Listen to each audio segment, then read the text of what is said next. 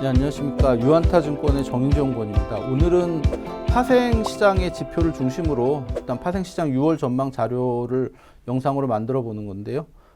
주식시장 관련해서도 인사이트가 있기 때문에 같이 보시면서 파생 관점으로 주식시장 전망을 했다. 이렇게 보시면 될 것 같습니다. 일단은 코스피 200 선물 차트를 좀 보시면서 말씀드리겠는데요. 지수 움직임이랑 거의 같습니다. 코스피 200 선물 같은 경우도 고점 저점이 계속 높아지고 있는 가운데 최근에 이 채널 상단선을 돌파하는 모습을 보여서 굉장히 강한 모습 보였고, 또 이제 5월 달에 조정을 받으면서 60일 이평선 수준에서 이제 지지되는 모습 보였고요. 그리고 MACD에서 사실 이제 4월 달에 매도 신호가 났다가 5월 달에 매수로 전환이 됐는데, 이게 정확히 숫자를 보시면 아시겠지만 매도 신호했다가 매수로 전환되면서 수익이 나지 않고 손실이 났어요. 그러니까 매도 페일러라고 이제 흔히 얘기를 하는데, 사실 이제 2022년 중반 이후로 매도 신호가 사실 실패한 적이 거의 없었거든요. 계속 하락장 내지는 횡보장이었기 때문에. 근데 매도 실패가 처음 나왔다는 얘기는 시장 흐름 자체가 이제 상당히 위쪽으로 이렇게 좀 전개되고 있다. 이렇게 좀 이해하실 수 있는 부분인 것 같고요. 선물을 이렇게 거래량이 줄 때 보통 이렇게 강합니다. 그래서 선물 거래량은 사실 이제 작년도 10월 이후로 추세적으로 쭉 감소하는 국면이라 갖고, 전체적으로 보면 이제 횡보에서 이렇게 상승 추세로 이렇게 전환되는 그런 그림, 좀 매수세가 강화되고 추세가 좀 횡보에서 상승 쪽으로 좀 더 의미 있게 변화하는 이런 과정이 아닌가 이렇게 보실 수 있겠고요. 근데 이제 선물 시장에서 이제 걱정하고 있는 건 이런 부분입니다. 그런데 주식 시장은 계속 외국인들이 이렇게 사고 있죠. 이게 누적 순매수 포지션인데 쭉 사고 있는데, 선물 시장은 그렇지 않다라는 거죠. 계속 이제 영선을 중심으로 왔다 갔다 해서 이제 누적 순매수가 이렇게 적절 매수하는 이런 그림이 아닌데, 이게 이제 걱정이다 이렇게 생각하시는 분들 많습니다. 근데 사실 이제 선물은 주식이랑 조금 흐름이 다릅니다. 그러니까 과거에 이제 상승 추세 초입일 때 사례를 보시면 조금 더 이해하기 좋으실 텐데요. 보시면서 말씀드리겠습니다. 보시는 건 이제 2016년, 17년에 어떤 이 상승장의 초입입니다.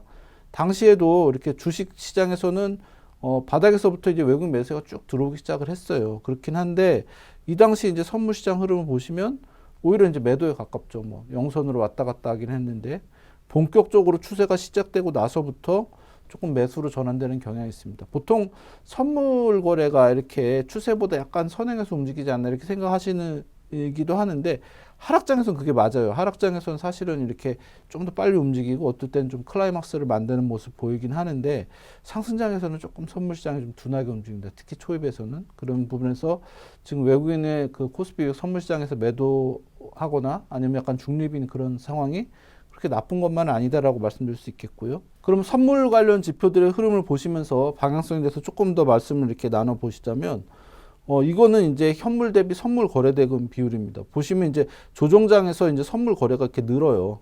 최근에도 약간 오르긴 했지만 그 전에 이제 5월 중순까지 조정이었고, 그렇게 보면 이 고점이 이렇게 쭉 이렇게 낮아지는 모습 보여서 역시 이제 흐름 자체로는 선물 시장의 영향이 조금씩 줄어들고 있는 상황이다 볼 수 있겠고, 미결제 약정의 흐름과 이렇게 선물 시장의 방향이 유사합니다.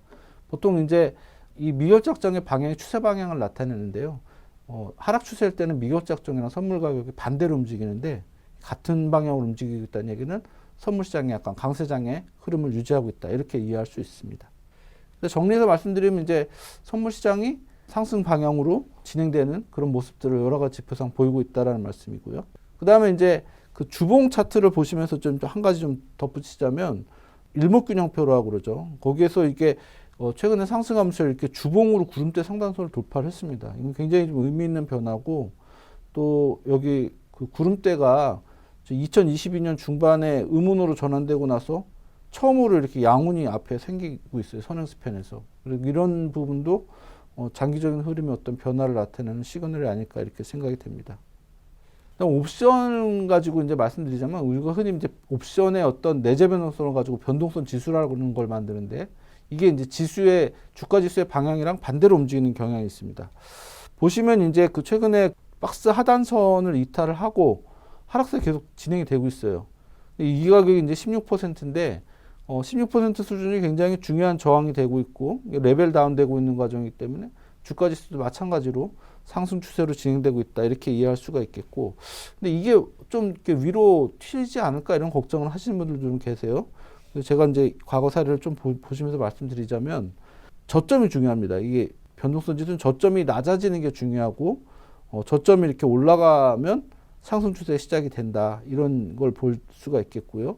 이건 이제 2020년의 그 상승과 21년부터 이제 하락을 보여드린 건데, 그전에도 보면 이렇게 저점이 낮아지면서 상승세가 이렇게 유지가 되다가 저점이 이제 올라가는 시점부터 이제 고점대가 만들어지기 시작을 하죠. 바로 하락하는 건 아니었고요. 어쨌든 이렇게 저점이 올라가는 모습이 중요한데, 지금 같은 경우는 어쨌든 저점이 계속 낮아지고 있고 단기로 좀 상승한다 하더라도 또 저점이 올라가는 모습이 확인이 돼야 이 추세의 어떤 하락 전환 이런 걸 얘기할 수 있기 때문에 지금으로서는 뭐 하락 전환 얘기를 하기는 상당히 어려운 상황이다. 이런 결론이 좀 난다고 볼 수 있겠습니다. 많이들 모르시겠는데 코스닥 150 선물이라는 게 있습니다. 코스닥 150 지수를 가지고 만든 선물인데 역시 유사하게 강세장의 흐름을 보이고 있고요. 보시는 것처럼 5월 달에 조정 과정에서 3월 고점대가 이렇게 지지되면서 계단식 상승 구조를 유지하고 있고, 마찬가지로 여기도 미결제약정의 흐름과 주가지수의 흐름이 굉장히 유사하게 진행되고 있습니다. 역시 상승장의 기조를 유지하고 있습니다. 다만 이제 그 코스닥 150 선물에서 약간 우려스러운 건 외국인들이 이렇게 매도를 하고 있다는 겁니다. 코스피 선물이랑 달리 코스닥 선물은 외국인의 방향성과 그 지수의 방향성이 굉장히 유사하게 움직이는데 이 부분은 약간 부담입니다. 그래도 아직까지는 좀 의미 있는 하락세는 아니기 때문에 상승 전환에 대한 확인이 좀 필요하다 이렇게 생각이 되고요. 다른 지표들로 봤을 때 특히 이제 코스닥 선물 같은 경우는 이제 뭐 조정이 좀 가파르게 나왔기 때문에 하락 전환하는 거 아니냐 이런 우려를 하실 수 있는데 사실 일반적으로 이제 코스닥 지수 같은 경우는 120일 이평선이 참 중요합니다. 120일 이평선이 의미 있게 이렇게 이탈을 해줘야 하락 전환이 되고 돌파가 되면 상승 전환을 볼 수가 있습니다. 역시 이런 경우도 이제 120일 이평선 의미 있게 하락하면서 주가 하락이 전환이 됐었는데 지금은 어쨌든 뭐 조정을 받았다 하더라도 120평선보다 한참 위에 있습니다. 그래서 역시 이제 추세적인 하락 전환 얘기를 할 수 있는 상황은 아니다라고 생각이 되고 있고요. 역시 현선 비율이 중요합니다. 조정장에서는 현물 대비 선물이 굉장히 강합니다. 2022년도 흐름을 보시면 이제 극명하게 나타나는데 조정 시에 이제 현선 비율이 굉장히 급격히 올라가는 모습 보입니다. 최근에도 조정 과정에서 현선 비율이 올라가긴 했는데 50% 정도 수준이에요. 일반적인 상승장 수준에서의 어떤 고점 그 정도를 유지하고 있기 때문에 지금 이런 걸 가지고 추세 하락으로 전환된다 이렇게 얘기할 수 있는 상황은 아니다라는 거죠.